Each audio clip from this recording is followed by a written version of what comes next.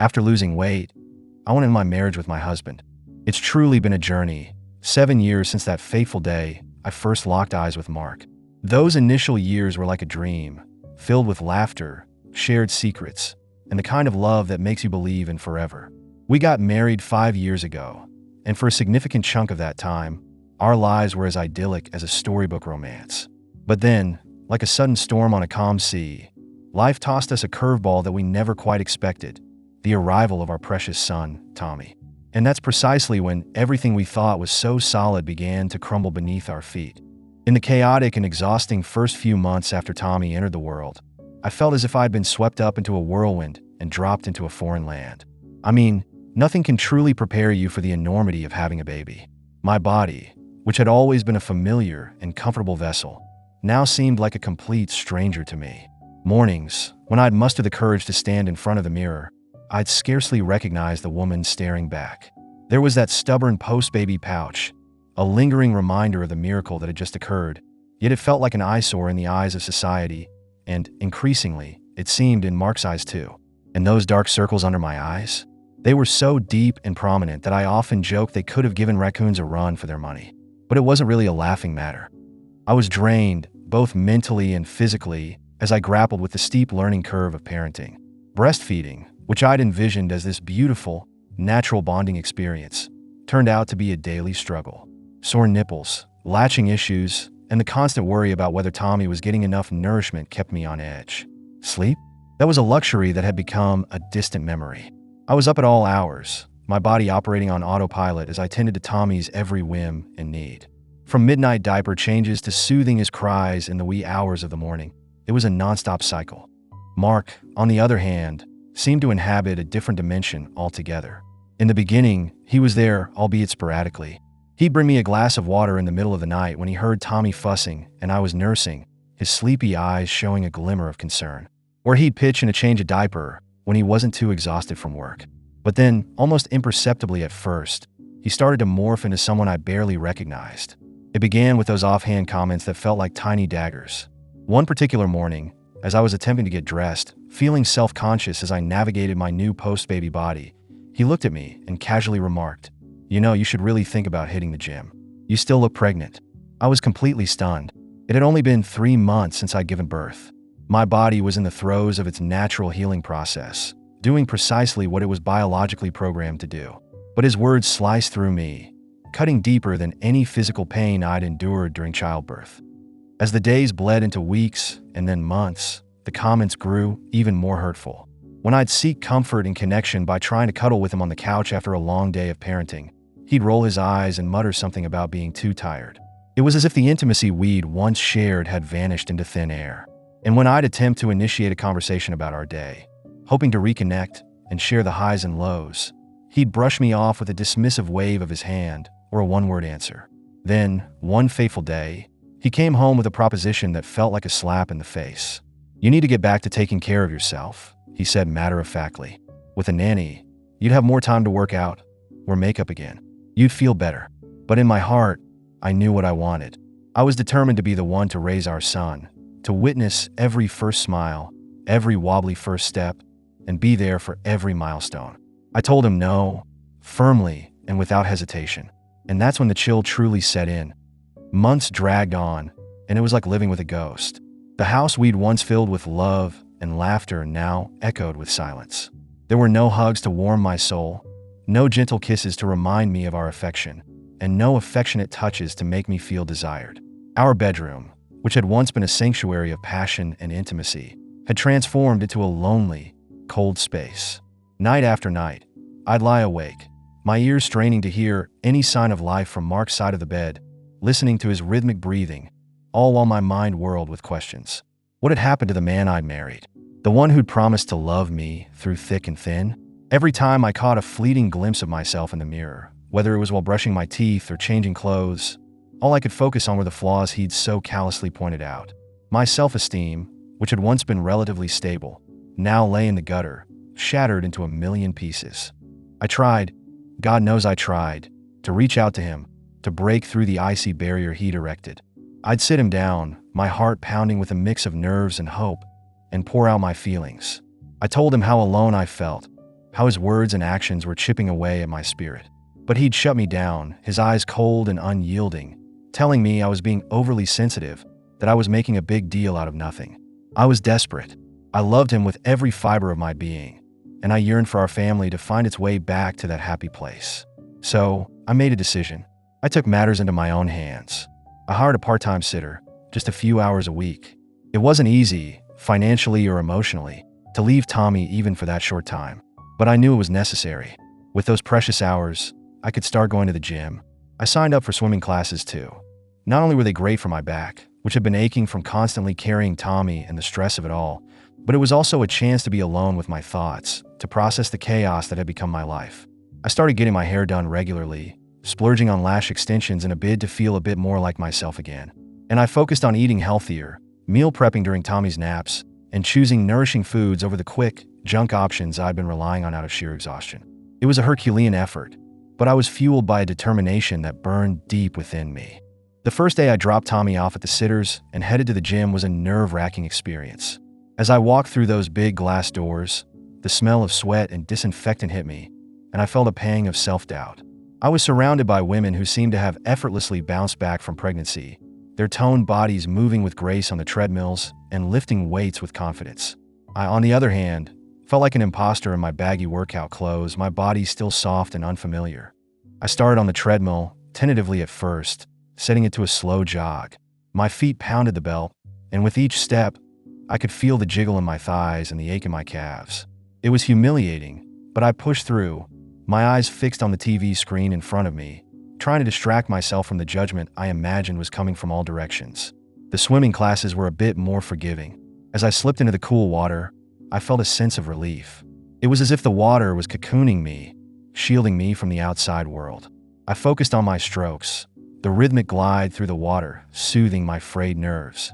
But even there, I couldn't help comparing myself to the other swimmers, their sleek forms slicing through the water with ease. Back at home, things with Mark remained as frosty as ever. When I returned from the gym, sweaty and exhausted, he'd barely look up from his phone. He'd grunt a half-hearted hey in my direction, his eyes never leaving the screen. There was no sign of the admiration or support I so desperately craved. It was as if my efforts were invisible to him, and that stung more than any physical exertion. One evening, after putting Tommy to bed, I mustered up the courage to try and have a real conversation with Mark again. I sat down next to him on the couch, my heart pounding in my chest. I took a deep breath and said, "Mark, I've been really trying. I'm going to the gym, taking care of myself. I just want us to be okay again." He didn't even bother to look at me. He just shrugged and muttered, "That's good, I guess." His indifference was like a slap in the face. I wanted to scream, to shake him and make him see how much I was hurting. But I held it in, my eyes filling with tears. I refused to give up though. I decided to up my game. I started dressing up a bit more, even when we were just staying in. I'd put on a nice dress, carefully style my hair, and apply my makeup with precision, hoping that it would catch his attention. And then one day it did. He came home from work and walked into the kitchen. His eyes widened a bit as he saw me standing there, making dinner in a new sundress. He walked over and gave me a kiss on the cheek. "You look nice," he said. It was the first bit of affection I'd had from him in months, and I should have been overjoyed. But instead, I felt a pang of anger. All those months of feeling worthless, of being ignored and criticized. And now he was only noticing me because I fit his shallow idea of what I should look like. Over the next few days, his newfound affection continued. He'd touch my arm when we talked, give me hugs in the morning. He even brought home flowers one day, a bouquet of my favorites. But it all felt so hollow. I couldn't forget the way he'd treated me when I was at my lowest. Every time he reached for me, I'd flash back to the hurtful words and icy stares. I started to question whether this was really the man I wanted to be with. Was I willing to settle for this conditional love? As Tommy grew a bit older, he began to notice the tension between us. One day, he toddled up to me while I was getting ready and tugged on my dress. "Mommy, why don't you and Daddy play like you used to?" His innocent question broke my heart.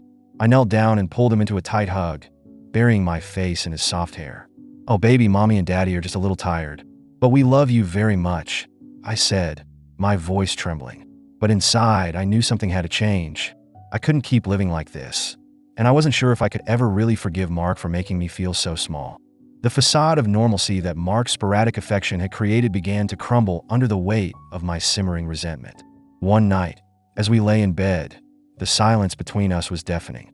I turned to face him, my heart pounding like a drum in my chest, and said, "Mark, I don't know if I can do this anymore.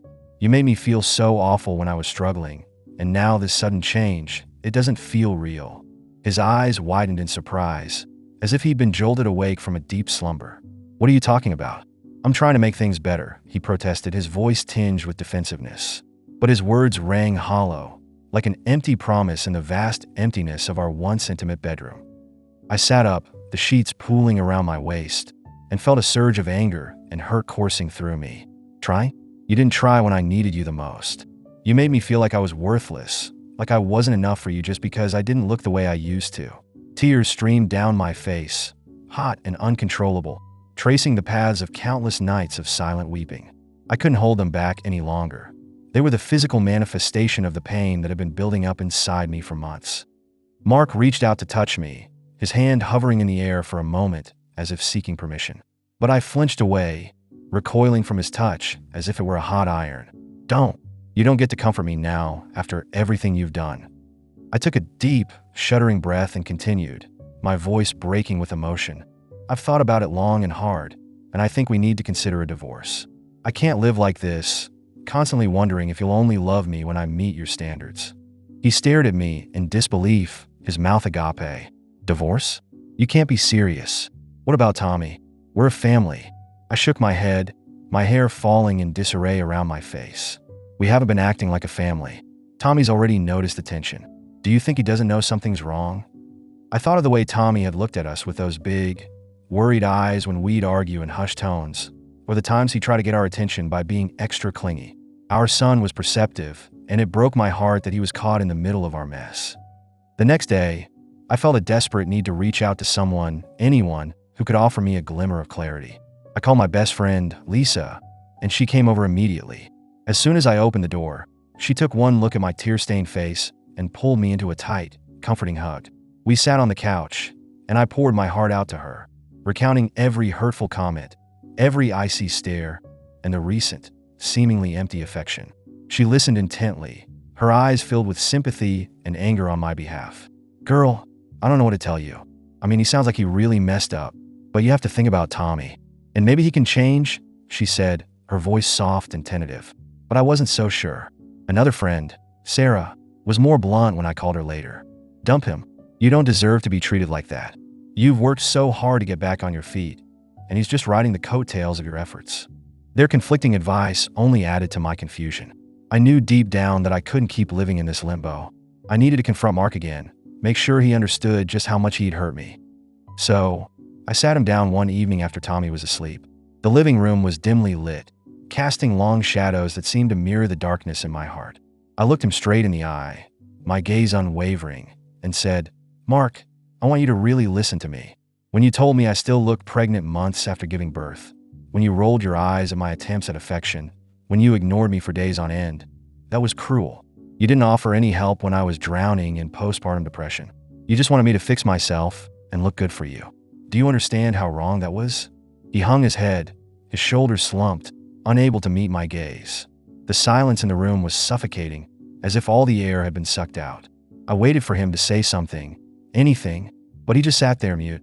It was as if he finally realized the depth of his mistakes, but didn't know how to make amends. In that moment, I felt a strange mix of sadness and vindication. Sad because our marriage had come to this, and vindication because he was finally seeing the consequences of his actions. But it didn't bring me any real comfort. The future of our family still hung in the balance, and I had no idea which way it would tip. In the heavy silence that filled the room, I felt a strange mix of disappointment and relief. Disappointed that Mark couldn't find the words to defend himself, or even attempt to make things right, but relieved that at least he seemed to finally understand the magnitude of his actions. For so long, I had felt like I was shouting into the void, my pain and pleas falling on deaf ears. Now, as he sat there, head hung low, I could almost see the weight of his guilt settling on his shoulders. I broke the silence, my voice shaky but determined. "Mark, I don't want to do this. I never thought we'd be in this position. But I can't keep living with someone who doesn't respect and love me unconditionally." I wiped away the tears that continued to stream down my face, my hand trembling. The wetness on my cheeks was a cold reminder of the heartache that had become a constant companion. He finally looked up, his eyes glistening with what I hoped was remorse. I know I messed up. I was stupid and selfish. But please, don't throw away our marriage. Give me a chance to make it right. His plea tugged at my heartstrings, but I was too hurt to give in easily. Memories of the countless nights I had cried myself to sleep, feeling unwanted and unloved, flashed through my mind. How could I trust him again so quickly? Okay, I said after a long pause, but I think we need professional help. I want us to go to couples counseling. I watched his face closely for a reaction. His eyebrows furrowed, and I could see the hesitation in his eyes. Immediately, his expression hardened. Couples counseling? No way. I don't want some stranger digging into our business, and I'm afraid you two will just team up against me and make things worse. His words stung. It was as if he was more concerned about being called out than actually fixing our relationship. I couldn't believe he was so resistant to the one thing that might save us. We argued back and forth for what felt like hours. I tried to explain how counseling could help us communicate better, understand each other's needs, and work through the issues that had been piling up. I told him about the trained therapists who could guide us, give us tools to rebuild our connection. But he was adamant in his refusal. I can fix this on my own, he insisted. Just give me some time. But I knew we didn't have time to waste. Tommy was already starting to show signs of distress. He was more clingy than usual, and I often caught him looking at us with a worried expression. His little face would scrunch up in concern whenever Mark and I raised our voices, even just a little. It broke my heart to see him caught in the middle of our mess. As the night wore on, the tension in the room was palpable. I was exhausted, both physically and emotionally. I couldn't take any more of the back and forth. Finally, I stood up and said, "I've had enough, Mark. I'm taking Tommy to my mom's place for the weekend. We need some space to think, and when we come back on Monday, we'll discuss the divorce and how to move forward." Mark looked defeated, but he nodded. "Okay, but please think about what I said. I love you, and I don't want to lose you and Tommy." I didn't respond. I just turned and walked out of the room, my heart heavy. The sound of my footsteps seemed to echo the finality of my decision. The next day, I packed a bag for Tommy and myself and drove to my mom's. As soon as we walked through the door, my mom could tell something was wrong. She took one look at my tear-stained face and pulled me into a tight hug. "Oh, honey, what happened?" I broke down again, telling her everything. She listened, stroking my hair and offering words of comfort. Over the weekend, I tried to put on a brave face for Tommy. We played in the backyard, baked cookies, and watched his favorite cartoons. But every now and then, I'd catch myself zoning out, thinking about the mess my life had become. The laughter of Tommy as he chased a butterfly seemed so out of place against the backdrop of my crumbling marriage. Meanwhile, my phone was constantly buzzing with messages from Mark. He was begging for another chance, promising to do better, to be the husband and father we needed. But I was torn. Could I really trust him again? What if we went through all this pain only for him to revert back to his old ways? The messages lit up my phone screen, each one a desperate plea, but I couldn't bring myself to reply. I needed time to think, to figure out if there was any hope left for us. The weekend at my mom's passed in a bittersweet blur. Tommy seemed to enjoy the change of scenery, his laughter ringing out as we played in the yard, chasing each other around the flower beds and blowing bubbles that floated in the gentle breeze. But every time I looked at him, my heart ached, knowing that our family's future hung in the balance. His innocent eyes, so full of life and wonder, were a stark contrast to the turmoil that raged within me. On Sunday night, as I tucked Tommy into bed, he looked up at me with those big, innocent eyes. "Mommy, when are we going home? I miss Daddy." His words were like a knife to my heart. I forced a smile and said, "Soon, baby. We'll go home soon." But I didn't know what home would look like anymore. Would it be a place filled with love and warmth? Or would it remain a cold and distant space, haunted by the ghosts of our broken relationship? Back in the guest room, I lay awake, staring at the ceiling. Mark's messages had tapered off, but the ones that had come through were filled with desperation.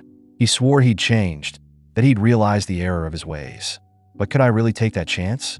Memories of the past months, of the loneliness and the hurt, flooded my mind. I tossed and turned, the sheets tangling around me as I wrestled with my thoughts. Monday morning dawned, and I felt a sense of dread as I packed up our things. As we drove back home, Tommy chattered away in the back seat, oblivious to the turmoil in my mind. He talked about the fun he'd had with Grandma, the cookies they'd baked, and the stories she told. His voice was a welcome distraction, but it couldn't completely drown out the anxiety that was building inside me. When we pulled into the driveway, Mark was waiting outside. His eyes were bloodshot, as if he hadn't slept much either, and his hair was a mess. He walked over to the car, his eyes fixed on me. I got out, and he immediately pulled me into a hug. "Please give me one more chance," he whispered. I stood there, stiff in his embrace, not knowing what to do. His arms around me felt both familiar and foreign, and I couldn't help but wonder if this was just another empty gesture. We went inside, and Tommy ran off to his room to play with his toys. Mark and I sat down at the kitchen table, the same table where so many of our happy memories had been made. We'd shared countless meals there, laughed over silly jokes, and planned our future. Now it felt like a battleground. "I've been thinking a lot this weekend," he began. "I know I can't take back what I did, but I want to prove to you that I can be the husband you deserve. I'll go to counseling, if that's what it takes." His words took me by surprise. After his vehement refusal before, I didn't expect this. I looked at him, searching his eyes for any sign of insincerity. "Really? You'll go?" I asked, my voice barely above a whisper. He nodded. "Yes. I don't want to lose you and Tommy. You two are my world." Just then, Tommy came running back into the kitchen. "Mommy, Daddy, come play with me," he exclaimed. Mark and I exchanged a glance, and for the first time in a long while, I saw a glimmer of hope. Maybe we could make this work. Over the next few weeks, we started couples counseling. It was tough, facing all our issues head on. There were tears, arguments, and moments of raw honesty. The therapist's office became a safe space where we could let out all our pent-up emotions. We talked about the postpartum period, how I'd felt so alone and unsupported, and how Mark had been dealing with his own insecurities and fears. Mark was making an effort. He started helping more around the house, taking Tommy to the park on weekends so I could have some time to myself. He'd come home with groceries and cook dinner, even if the meals were a bit clumsy at first. And he was more affectionate, but this time, it felt real. He'd hold my hand and tell me he loved me, not because of how I looked, but because of who I was. One evening, as we were sitting on the couch after putting Tommy to bed, Mark turned to me. "I'm so sorry for what I put you through. I was a fool, but I promise I'll never let that happen again." I leaned my head on his shoulder, and for the first time in a long time, I felt at peace. Our journey wasn't over. We still had a long way to go to fully heal the wounds of the past, but we were taking the first steps together. And as I looked at our little family, I knew that no matter what challenges came our way, as long as we had each other and were willing to work through them, we'd be okay. The road ahead might be bumpy, but we had a newfound determination to make it work for Tommy and for ourselves.